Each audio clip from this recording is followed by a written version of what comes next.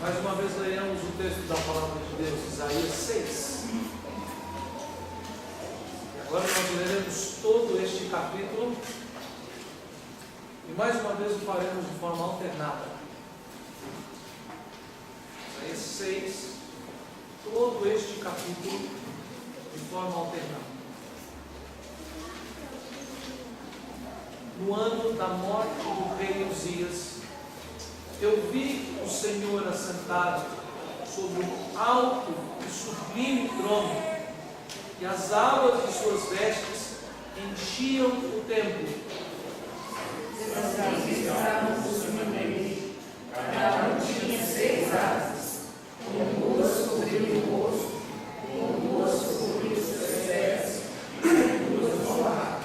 E clamavam uns para os outros, dizendo: Santo, Santo, Santo é o Senhor dos exércitos, toda a terra está cheia da sua glória. As asas do universo cobriram a volta, e a casa se encheu de fumaça. Então disse eu: ai de mim, estou perdido, porque sou homem de lábios impuros, habito no meio de um povo de impuros lábios, e os meus olhos viram o Rei, o Senhor dos exércitos. Então um dos serafins voou para mim, trazendo na mão uma brasa viva, e tirado do altar com uma tenaz. Uma brasa tocou na minha boca e disse: eis que ela tocou os teus lábios. A tua iniquidade foi tirada e perdoado o teu pecado. Depois disso, ouvi a voz do Senhor que dizia: a quem enviarei? E quem há de mim nossa? Disse eu: eis-me aqui, envia-me a mim.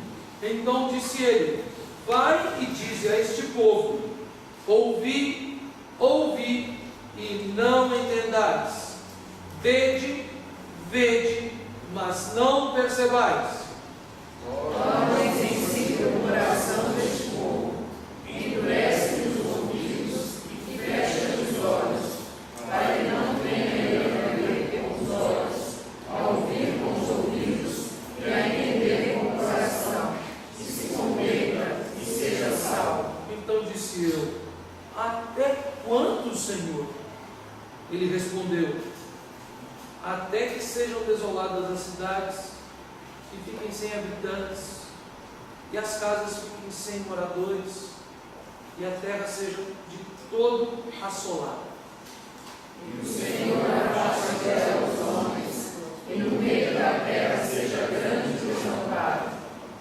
Mas se ainda ficar a 10ª parte dela, tornará a ser destruída, como terebinto e como carvalho, dos quais depois de derribados ainda fica o toco. Assim a santa semente é o seu toco. Oremos mais uma vez. Vou pedir ao nosso irmão Erwin que fique de pé e clame ao Senhor que fale aos nossos corações. Senhor, nosso Deus, mais uma vez nos dirigimos a Ti, Pai, de gratidão e contrição, Pai, por tudo que o Senhor tem feito por nós. Não merecemos nada daquilo que o Senhor nos oferece com graça, Senhor, sem merecimento dele. Em especial agora, Pai, queremos pedir, Senhor, que esteja nos iluminando, Pai. Que seu Santo Espírito, Senhor, abra nossos olhos para as realidades espirituais que vamos aprender e vamos ouvir agora, Senhor. Que não sejamos terreno infértil, Pai, para a Tua palavra, Senhor. Venha trabalhar nossos corações, que a Sua mensagem entre profundamente em nossos corações, Senhor. Em nome de Jesus que oramos. Amém.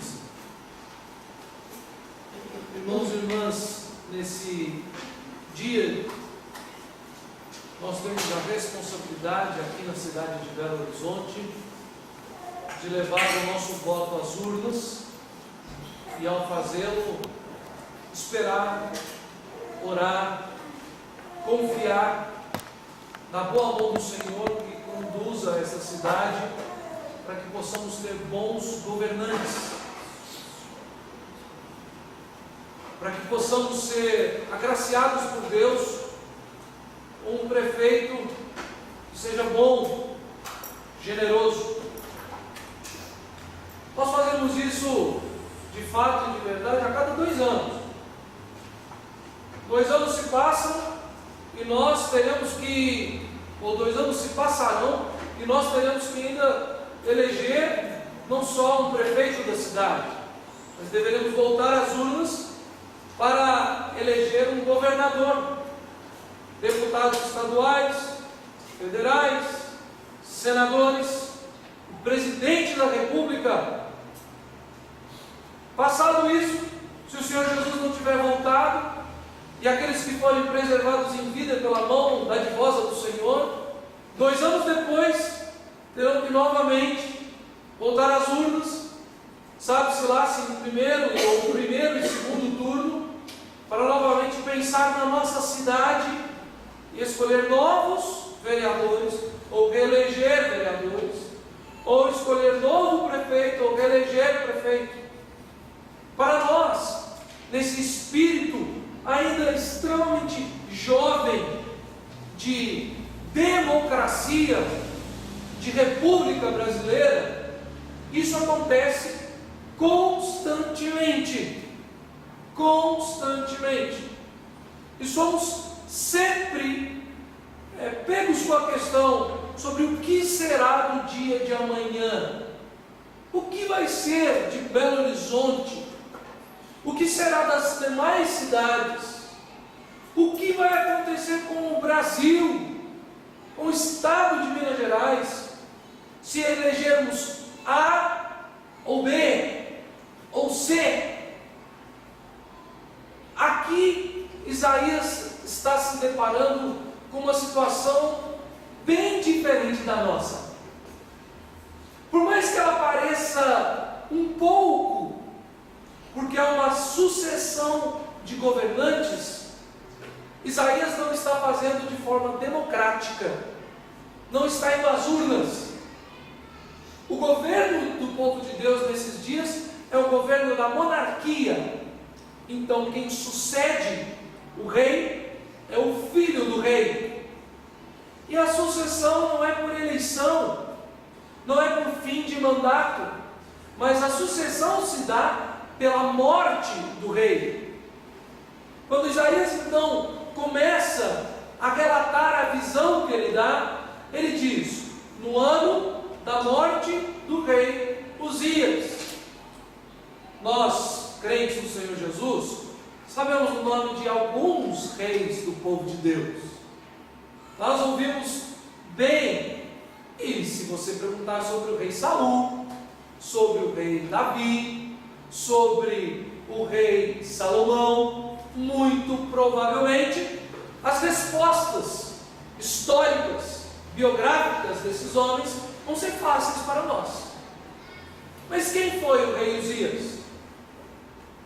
O ano da morte do rei Uzias é emblemático, porque é um ano de substituição de governo, e Uzias, assim como Davi, governou por cerca de 40 anos. Foi um dos reis que mais tempo governou o povo de Deus.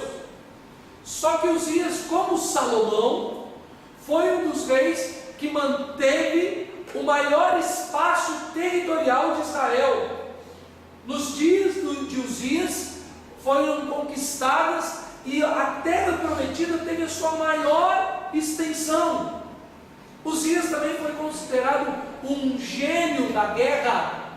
Foi um homem que desenvolveu inúmeras armas e por isso treinou e fortaleceu o exército e foi extremamente vitorioso.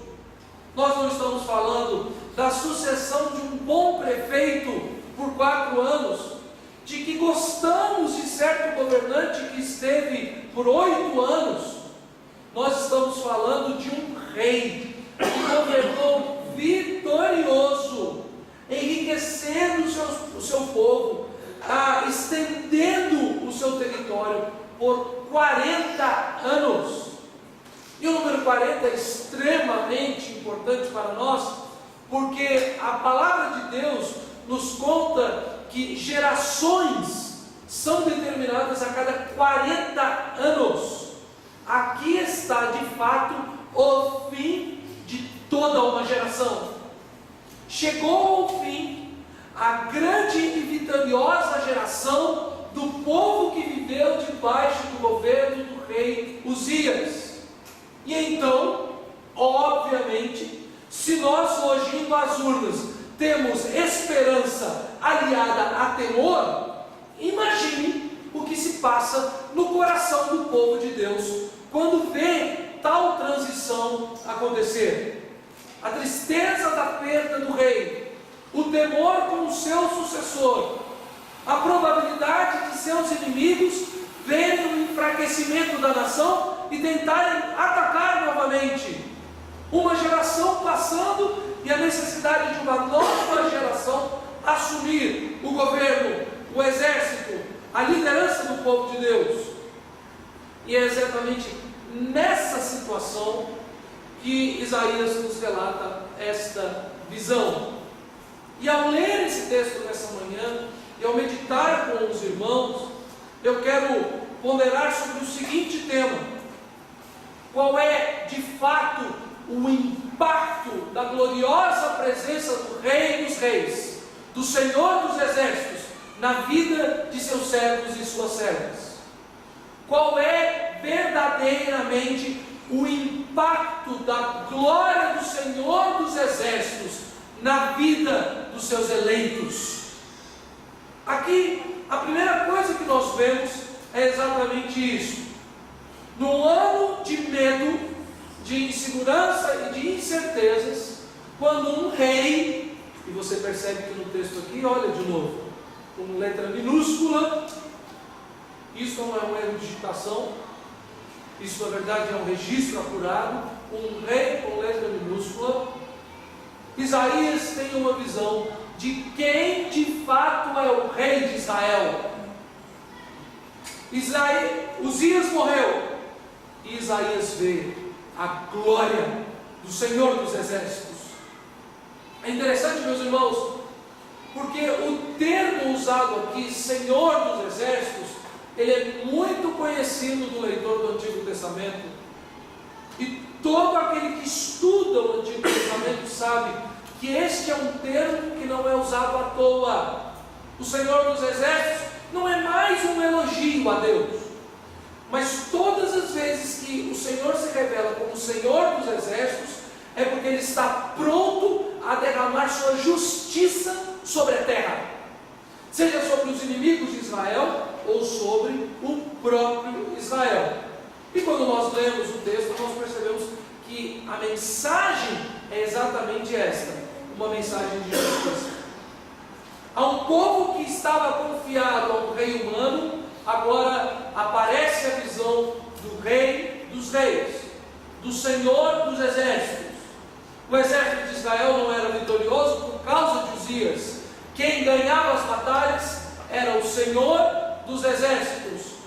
E veja, não há aqui qualquer tempo ou sequer espaço para que essa glória do Rei dos Reis, do Senhor dos Exércitos, para que a sua majestade possa dividir louvor e glória com qualquer outra pessoa.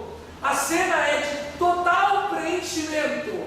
Prestem atenção, ele diz: eu vi o Senhor assentado sobre um alto e sublime trono, e a primeira coisa que ele diz: as abas de suas vestes enchiam o templo. Não era meramente a sua presença que enchia o templo. O templo do Senhor está cheio somente pelas abas de suas vestes. Aí você parece, o que significa isso?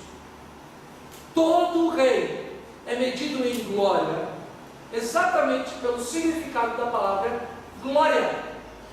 A palavra glória significa valor, e mais profundamente a palavra glória diretamente tem o significado de peso. Simples. Quanto mais ouro tem a coroa de um rei, mais pesada ela é. Quanto mais pedras preciosas ela tem, mais pesada ela é. e quanto mais é o peso de suas posses, mais gloriosa ela é. As vestes de um rei medem também sua glória. O valor do tecido, o tamanho de sua túnica, as pedras que o adornam. A presença do Senhor demonstra a glória, porque Ele está revestido de glória. Não só Ele é Deus de glória, mas tudo que reveste o seu ser é glorioso, é de sublime valor, tem peso inigualável. É isso que Isaías está relatando aqui. O templo do Senhor está cheio da sua autoridade. A sua glória é a glória de um rei, do rei dos reis, e perante a sua glória não há espaço para mais nada. As abas de suas vestes, as abas, as pontas, o canto, a bainha de suas vestes já enche completamente o templo. O que se faz então diante deste rei glorioso? Qual é a atitude então que se manifesta ainda dando maior glória a este Deus? Serafins estavam por cima dele. Cada um tinha 6 asas, com 2 cobria o rosto, com 2 cobria os seus pés, com 2 voavam. Primeira coisa é, quem são aqueles instrumentos e ministros de adoração? A palavra serafim é ser de fogo, ou ser inflamado. Eu tenho plena convicção que se um serafim entrasse aqui, de repente vocês são bem mais corajosos do que eu, mais santos, né? Mais convictos, mas eu ia descobrir a primeira greta ou janela e fugir. Um ser de mais de 2 metros de altura e que não tem corpo, o seu corpo é pura chama.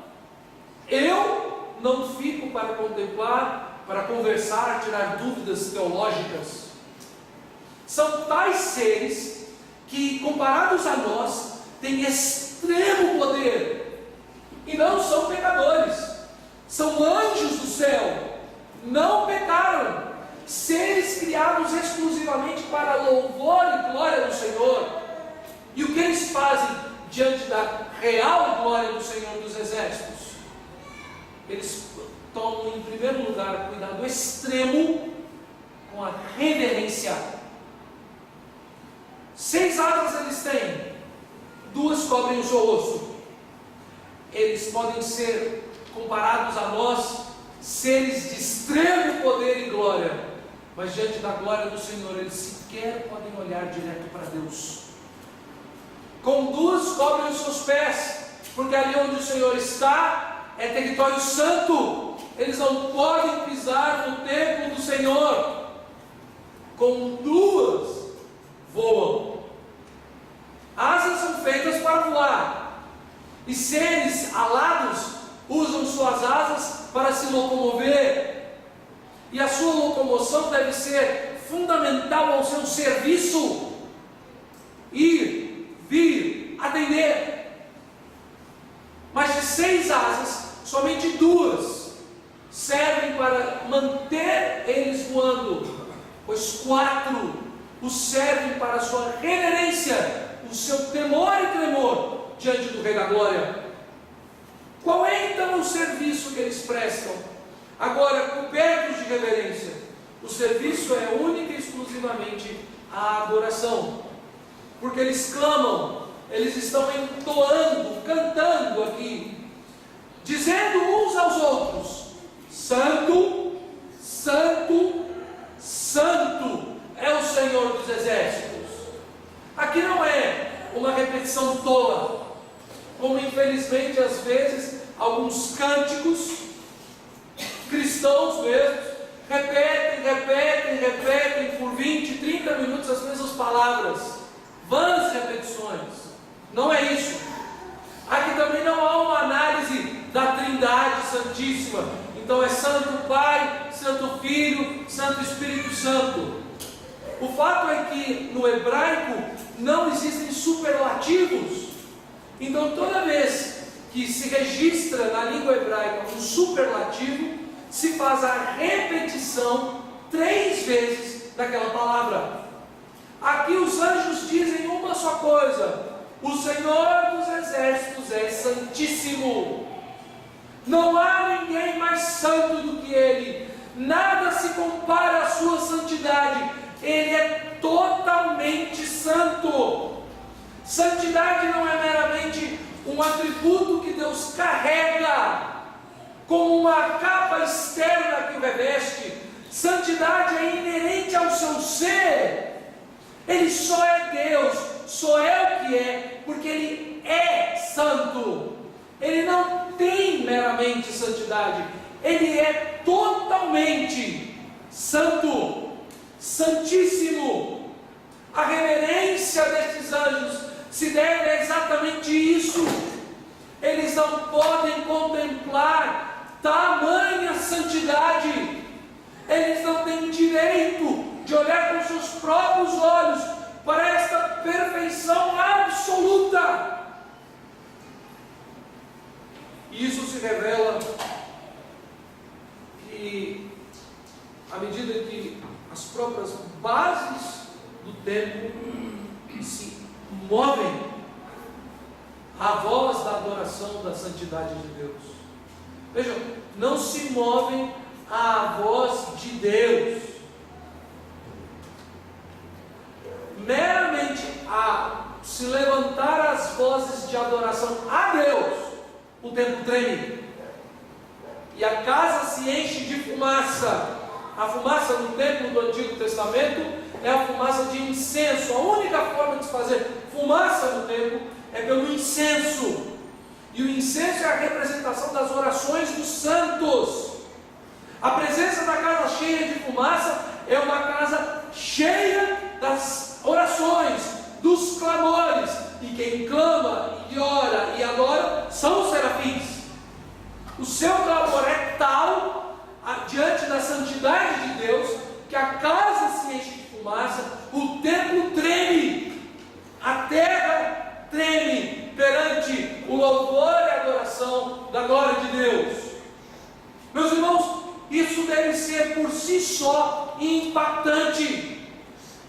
Quando nós compreendemos quem é este Deus, a sua santidade, a sua glória, o seu peso, o seu valor, quem é de fato o Senhor dos Exércitos, nós devemos obrigatoriamente sermos impactados, profundamente impactados, transformados, mexidos. Devemos tremer. E é por isso então que eu propus esse tema nessa manhã: a impactante presença da glória de Deus na vida daqueles que o servem. A primeira coisa são os anjos que são impactados, mas o segundo a ser impactado é exatamente o profeta Isaías. Nós lemos o texto bíblico e eu gosto de ler as histórias do Antigo e do Novo Testamento. E eu me pego diante da pessoa, do perfil, da biografia de Isaías, de Jeremias. Eu falo, uau, que homens! Quando eu leio a história do apóstolo Paulo, do apóstolo João, eu falo, que homens, que bênção! E sem qualquer falsa modéstia, sem qualquer tipo de autocomiseração aqui, eu lhe garanto que quando eu leio as histórias desses homens, eu vejo quão distante eu estou de tais homens que foram usados por Deus. Mas quando a glória de Deus se manifesta, aqui está o grande profeta Isaías, um homem também que eu admiro a sua história. E ele diz o quê? Ai de mim, estou perdido. Aqui na verdade é um grito de desespero. Isaías está vendo a glória de Deus e ele crê, vou morrer. E por que ele crê na sua morte? Por que ele crê na sua destruição? Porque ele diz, sou homem de lábios impuros e habito no meio de um povo de impuros lábios. lábios. Ele olha em primeiro lugar para o seu próprio coração. Ele reconhece a sua maldade. Ele sabe que ele é um homem terrível, impuro, pecador. E não só isso, o povo de Deus, o povo de Israel, o povo separado por Deus, separado para a adoração e o serviço a Deus, que é o povo aonde ele habita, que são as pessoas da sua família, que é o povo aonde ele foi colocado por Deus, também é um povo de impuros lábios, também é um povo cheio de pecado. Meus irmãos, literalmente é ser claro e honesto e dizer: eu, Lutero Neto, sou um homem podre, mau, corrupto, cheio de pecado. E esta igreja aqui presente nessa manhã, a quem eu amo, a quem fui chamado como pastor para zelar por esses irmãos, também é uma igreja de homens e mulheres pecadores. Somos maus. Não só a minha maldade, o meu pecado me expõe diante de Deus, mas eu não tenho como contrabalancear, como me colocar, esconder atrás de qualquer um aqui. De repente, unidos, nós podemos ver quantas coisas boas nós fazemos. Então Deus vai ponderar: olha, não, pera um pouquinho, o Neto é terrível, mas o Aaron compensa, né? O Adriano é pecador, mas o Léo compensa. Então um vai limpando o outro no meio da igreja. Não, Deus pode até pegar um que é mau, está desviado, desigrejado, mas de repente aquele que está na igreja, está no meio do povo, ali dentro ele vai ser protegido. Deus não vai fazer nada, se esconde dentro da casa de Deus. E Isaías fala: de forma nenhuma, não só eu sou mau, pecador e impuro, como o povo no meio de quem eu habito é um povo impuro. Não há salvação para mim, não tem onde se esconder. E agora ele continua dizendo: os meus olhos viram o Rei, o Senhor dos exércitos. Agora ele contempla um Rei cheio de justiça, um Rei de ira santa, um Rei de glória inigualável. Ele tem certeza: vou morrer, não tem chance para mim, estou perdido. Mas está o impacto da glória poderosa do Senhor, não para meramente no reconhecimento do pecado do coração humano. Contudo, isso é fundamental. Quando contemplamos quem de fato Deus é, conseguimos, pela luz da sua santidade, perceber quem somos. E se isso não acontece em nós, aí definitivamente estamos perdidos. A perdição não é meramente no reconhecimento, a perdição na verdade está em não reconhecermos. Toda a terra está cheia da glória de Deus.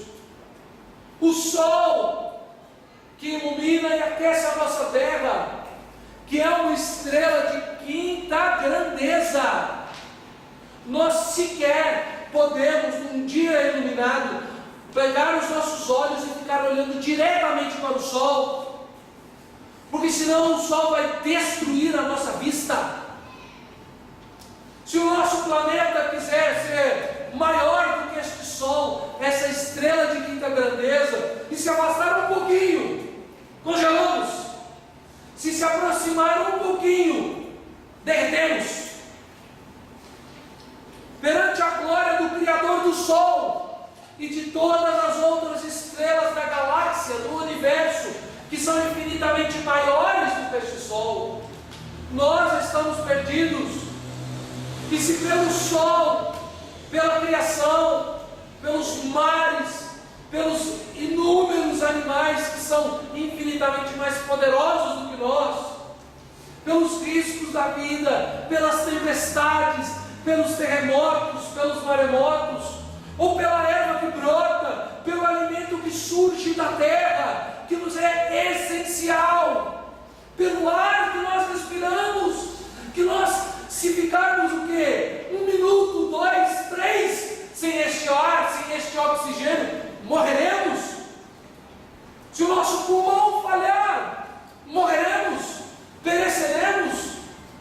Se todas essas coisas da revelação poderosa de Deus na criação não nos convencem, aí então estamos perdidos, porque estaremos diante da glória de Deus e sequer poderemos clamar ou declarar como declarou Isaías: ai de mim, estou perdido, sou impuro, vivo no meio de um povo impuro.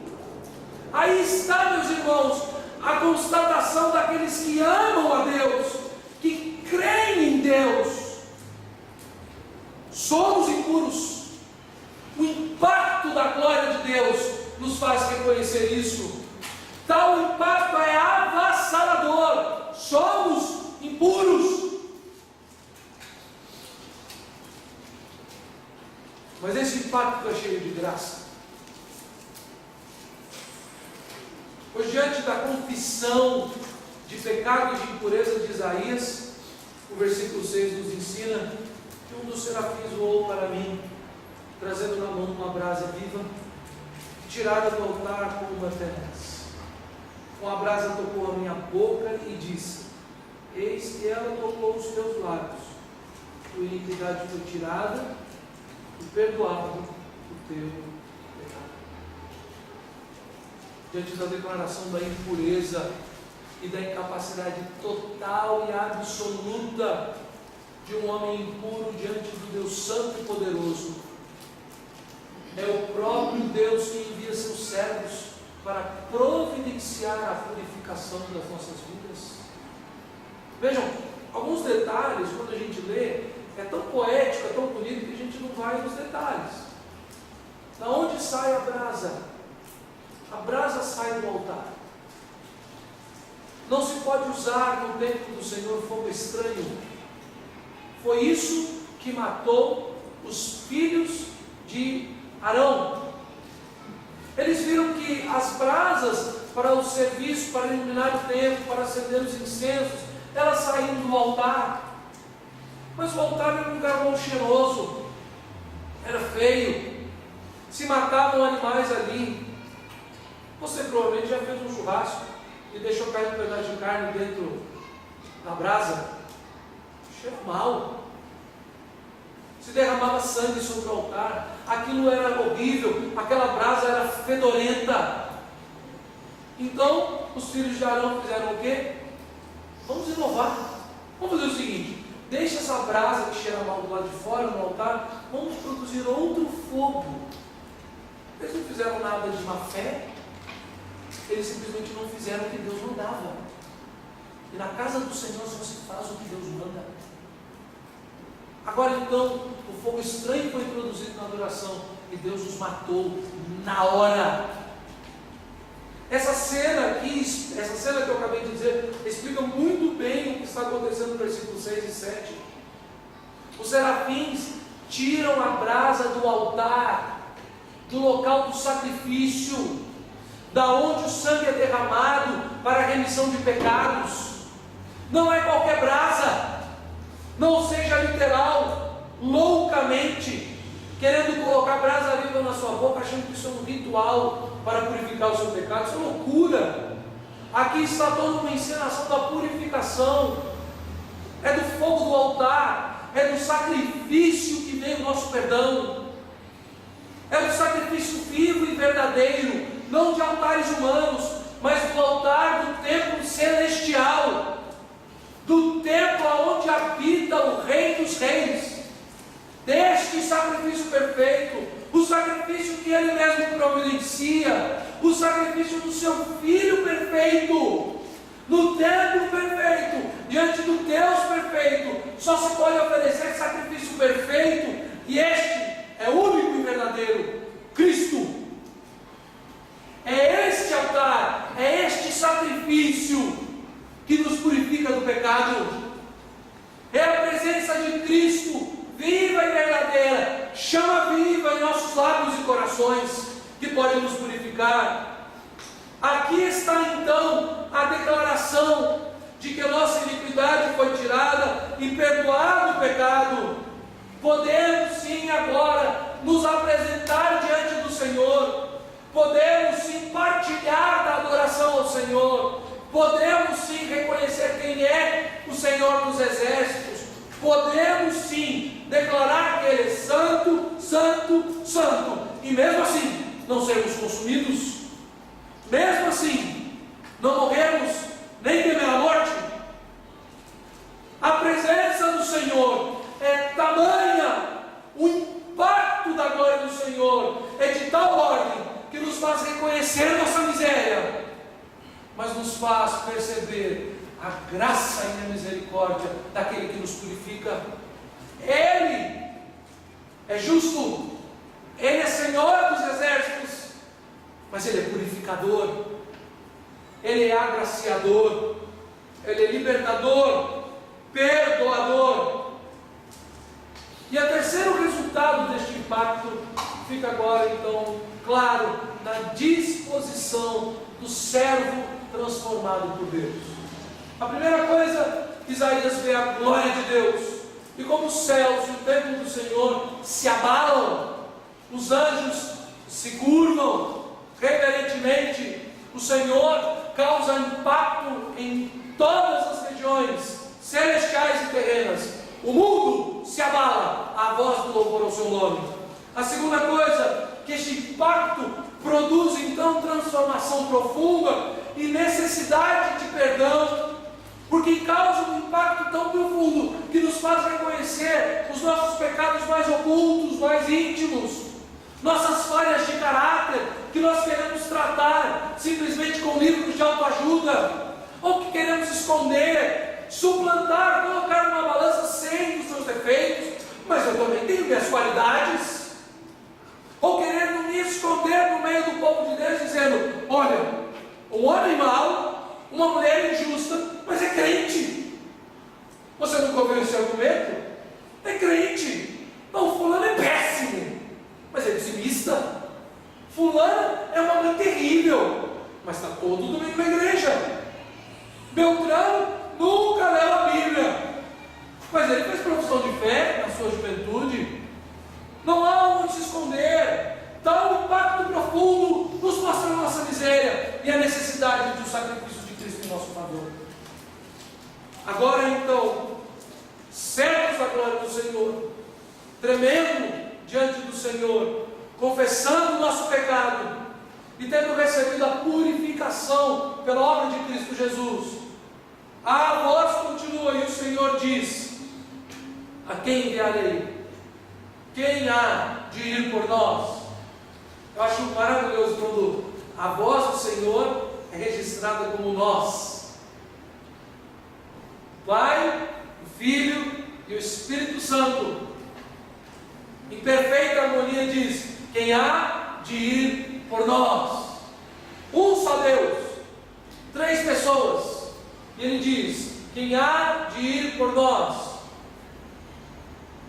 E este homem, Isaías, que foi profundamente impactado à vista do único rei e governante do universo, diz: eis-me aqui, envia-me a mim. Meus irmãos, é interessante porque se você continuar lendo como nós lemos, você vai perceber que Isaías não pergunta qual é a mensagem. Ele não diz: eu vou, mas Jonas era também um profeta, assim como Isaías. E Deus, quando disse: vai a Nínive, ele fez exatamente isso. Eu sou profeta, eu falo, mas em Nínive não. Eu lembro quando eu conheci a Ju, e eu já era pastor, então solteiro, havia aquele estigma, né? Mulher de pastor, para onde você vai?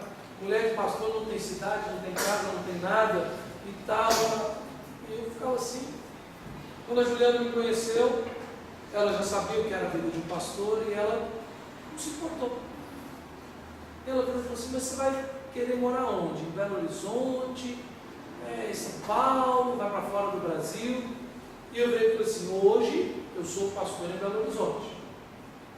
E eu repetia sempre a mesma frase: mas eu sou servo de Deus. Então, de Betim a Berlim Deus mandar, eu estou indo. E ela me perguntou assim, mas no meio da mata amazônica você não vai não, né? Aí eu virei e falei assim, até hoje eu nunca percebi a mão de Deus me conduzindo para isso.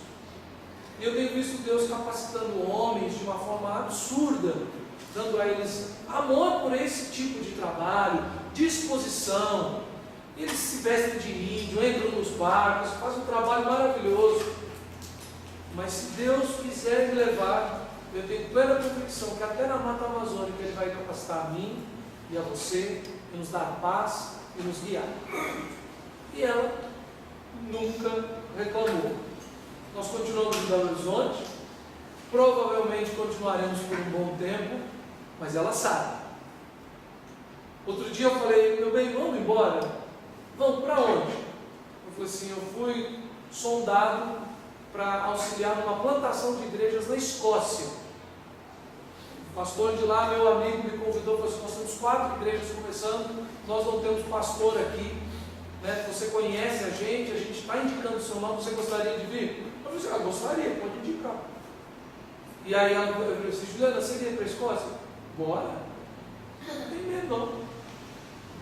Aí depois eu falei, Juliana, você iria para outro lugar? Bora, não tem medo não. E na verdade, nessas horas, graças a Deus pela vida dela, porque ela tem muito mais fé do que eu. Eu falei assim, meu bem, se Deus mandar, nossa, a gente vai com uma alegria. Não tem onde não mande, que a gente não vá feliz. Aqui está a disposição do servo do Senhor. Ele não pergunta qual a mensagem. E a mensagem que Isaías carrega, ela é terrível. A mensagem de Isaías é: prega, mas ninguém vai ouvir. Fala e ninguém vai te escutar. E eu farei com que os seus ouvidos se fechem para que eles sejam destruídos.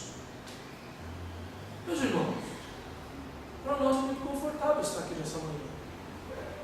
Você já imaginou? Eu não acredito que Deus reproduziria exatamente a mesma fala de Isaías a mim e a você.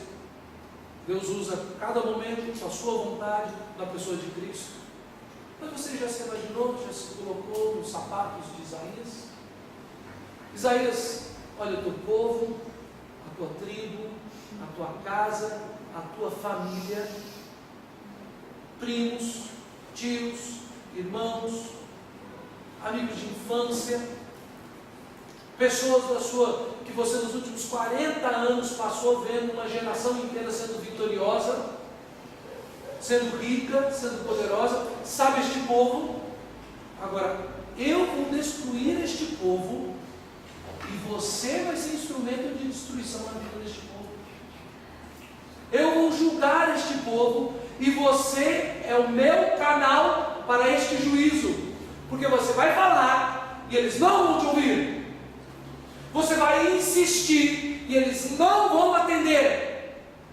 Você vai exortar e eles vão zombar de você. Eles vão se irar contra você. A única pergunta de Isaías aqui é: até quando, Senhor? Veja, Isaías está disposto nas mãos de Deus. Ele sabe agora a sua mensagem. Ele sabe que tipo de instrumentalidade Deus vai colocar na sua vida. E agora, quando ele vê essa cena terrível que vai se passar nos seus dias, a única coisa que ele consegue dizer é: até quando, Senhor?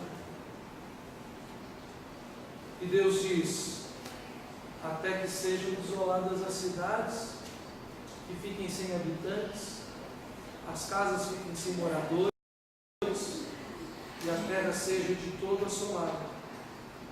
E o Senhor afaste dela os homens, no meio da terra seja grande o desamparo. Mas, se ainda ficar a 10ª parte dela, tornará a ser destruída. Isaías pergunta: até quando, Senhor? E Deus responde: até o fim. Até o fim. Porque eu vou destruir, desfazer, acabar com este povo. E se por um acaso a 10ª parte, a menor das partes, pouquinho sobrar, destruirei também essa parte. Meus irmãos, eu falei outros domingos com os irmãos sobre como Paulo apresenta o Evangelho, vocês se lembram disso? E eu disse que Paulo apresenta o Evangelho assim: a ira de Deus se revela do céu contra toda impiedade e injustiça. E que a gente gosta de pregar o Evangelho para o vizinho, dizendo assim: Jesus te ama e eu também. Vem para a igreja. Não, você não quer ir no domingo? Não, tem uma festinha para crianças no sábado. A gente quer fazer todo tipo de gancho para trazer as pessoas. E o apóstolo Paulo não faz gancho nenhum. O apóstolo Paulo vem com um porrete, dizendo: a ira de Deus se revela do céu contra toda impiedade e justiça. Você deve ser convencido pelo justo juiz e pela miséria da sua vida. É isso que o apóstolo Paulo fala. Deus fala da mesma forma a Isaías: você é meu servo, você vai pregar a minha vontade, você vai falar da minha voz, e a minha voz através de você será somente destruição. Quantas vezes o Senhor envia missionários ao mundo inteiro? Quantas vezes, quantas histórias nós ouvimos? E os missionários, ao invés de serem aceitos, de ouvirem um grande avivamento, de serem recebidos com festa, são mortos. Isso não é uma história antiga, nem passada. Isso acontece hoje. O que o povo muçulmano está fazendo com os cristãos ali na Síria e em diversos outros lugares do mundo, eles estão ouvindo, e o seu ouvido está se fechando. Eles estão sendo, na verdade, ensurdecidos por Deus para o seu próprio juízo. E não é muçulmano, não é budista, não é quem for, não é ateu. São todos aqueles que se rebelam contra Deus, independente de nação, de religião, do que for. Muitas vezes são presbiterianos que passam a vida inteira dentro de uma igreja, escutam, e sua vida nunca muda. Professos, oficiais, batizam seus filhos, casam na igreja, amigos do pastor, jantam com outros crentes, participam de grupos de famílias, levam seus filhos para a escola dominical, fazem estudo bíblico durante a semana, mas mesmo assim, a glória do Senhor não transforma o seu coração. E ao invés de confiar em si mesmos, deveriam perceber sua miséria. Não dizer: não, a partir de hoje mudei. Ouvi essa mensagem, agora eu decidi, serei uma pessoa nova. Não, meus irmãos. A mensagem desta manhã deve nos servir para uma só coisa: olharmos para Deus e confessarmos diante dele: sou miserável pecador. O Senhor é justo em destruir, o Senhor é justo em julgar, o Senhor é todo poderoso, não há onde eu me esconder. O meu caráter é mau, o meu coração é duro, eu sou de dura serviço, não me inclino à tua vontade. Senhor, eu não consigo te obedecer. Senhor, na verdade eu não quero te obedecer. Senhor, quantas vezes eu não gosto de orar, prefiro solucionar os meus problemas com a minha inteligência. Prefiro, Senhor, colocar-me de pé e enfrentar o mundo, ao invés de me ajoelhar e me submeter a Ti. Eu sou assim, meus irmãos. Não sou isento de nada disso, não. Eu sou assim. Luto com as minhas forças, até Deus me quebrar, me derrubar, me humilhar. Nós precisamos ser impactados pela gloriosa presença santa de Deus e nos colocar diante dele com os olhos cobertos, com os joelhos dobrados, parar de enfrentar tudo, de nos virar contra o mundo e nos prostrar em adoração a Deus, porque Ele há de voltar e destruir. Jesus Cristo virá como justo Senhor, e Ele há de vir e julgar os vivos e os mortos, e Ele vai destruir, entre aspas, muita gente querida nossa, porque não é a nossa vontade, não é quanto a gente gosta de um ou de outro. Então nós devemos clamar, clamar, clamar, orar, gemer, chorar, porque até quando nós sabemos, mas nenhum evangelho, ou nunca o evangelho que procede da boca de Deus, o procede sem graça. Porque ele termina dizendo a Isaías o seguinte: como o terebinto e como o carvalho, os quais depois de derribados ainda ficam toco, assim a santa semente é o seu toco. A santa semente, a semente da mulher que guerreia contra a semente da serpente, a semente da árvore da vida, que é Cristo Jesus. O povo de Israel foi totalmente destruído, mas Deus, por misericórdia, providenciou que a santa semente brotasse e perseverasse. A santa semente é Cristo. São os eleitos de Deus, debaixo da instrumentalidade de Cristo. É Jesus, a nossa árvore da vida, de quem agora podemos nos achegar para nos alimentar e receber a vida eterna.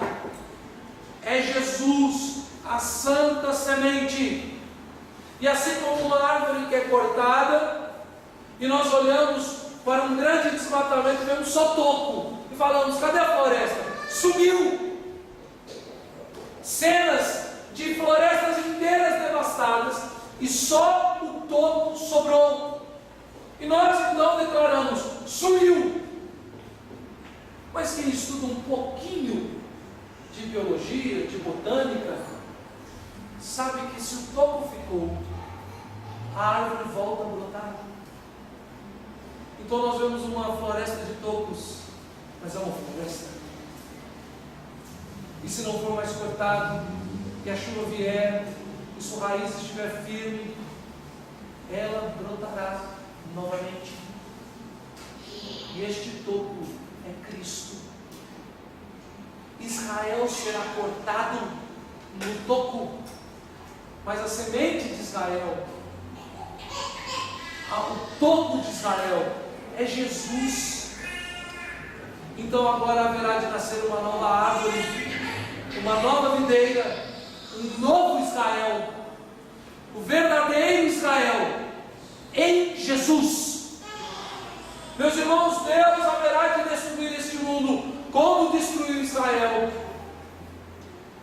Na verdade, pior, porque o fará de forma definitiva, final. Mas em Cristo plantará uma nova videira. E nós somos essa videira. Cristo é a videira, nós somos seus galhos. Nós fazemos parte da videira que é Jesus. Nós somos o verdadeiro Israel. E a nós nessa manhã nos é dado o privilégio de ouvir e entender, de receber essa mensagem e crer,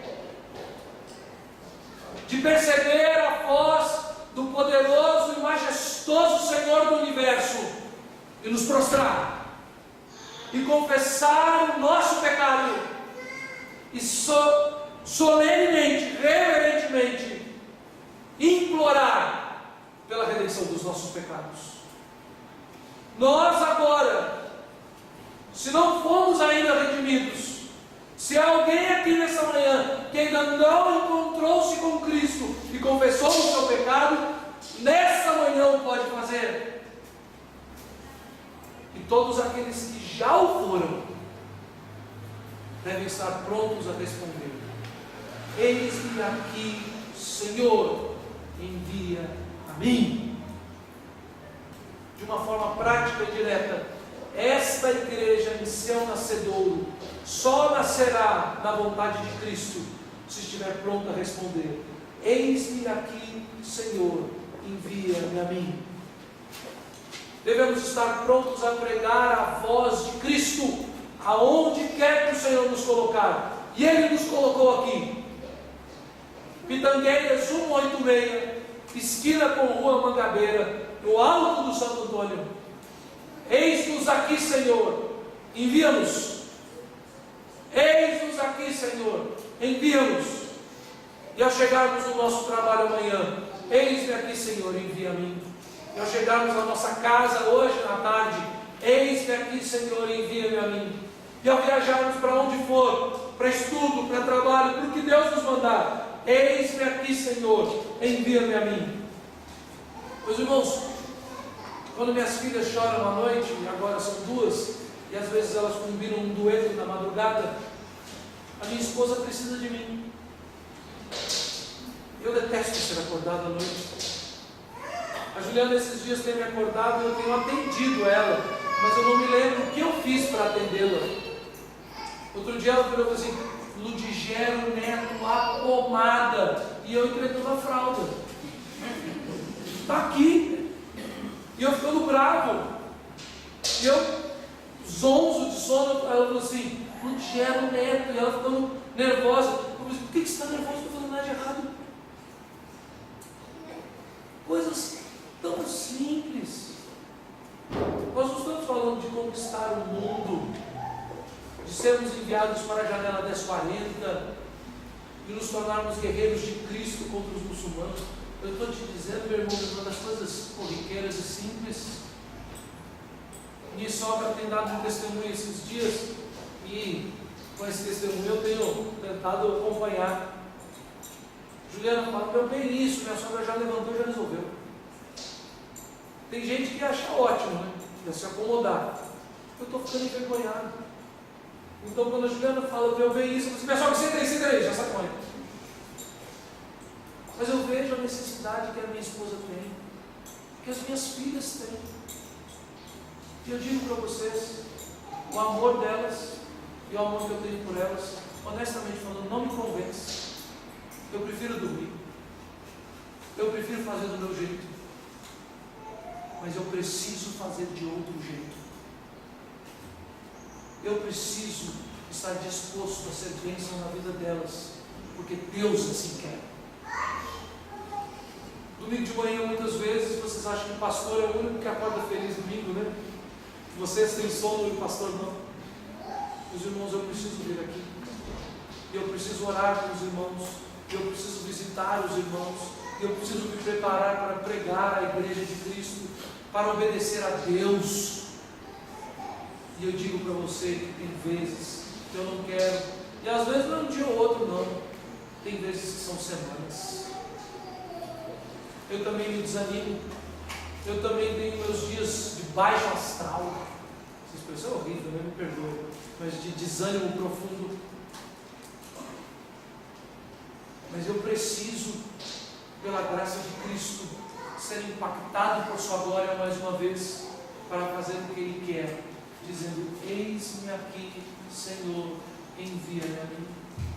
Esta igreja não vai transformar esse bairro se a glória de Deus não começar impactando os nossos corações, se não impactar o jeito que eu limpo o banheiro da minha casa, que eu faço as compras no supermercado, que eu atendo a voz de minha esposa e que eu me dedico a cuidar dos meus filhos, que eu apresento os relatórios ao meu patrão, que eu bato um ponto na hora certa de entrar e de sair, que eu não dou uma desculpa esfarrapada e providencio um atestado médico falso, que eu me conduzo no trânsito, isso para mim é dificílimo, que eu pago as minhas contas, que eu dedico os meus recursos para a obra de Cristo Jesus. Eu preciso responder impactado pela glória de Deus, reconhecido da minha miséria e certo do perdão e da purificação que Cristo opera em minha vida, nas coisas pequenas, comezinhas, que aparentemente são para mim e para você insignificantes. São nessas coisas que eu preciso dar o primeiro passo, e certo de que a graça de Cristo vai dizer: eis-me aqui, Senhor, envia-me a mim. Ah, meus irmãos, há um para quê. E ao pregar sobre o impacto da presença gloriosa de Deus em nossas vidas, há um propósito e um alvo, e este é que nós vivamos as coisas mais simples e mais complexas, prostrados aos pés de Cristo Jesus, à mercê de sua graça e de sua purificação em nossas vidas. Eis-me aqui, Senhor, envia-me.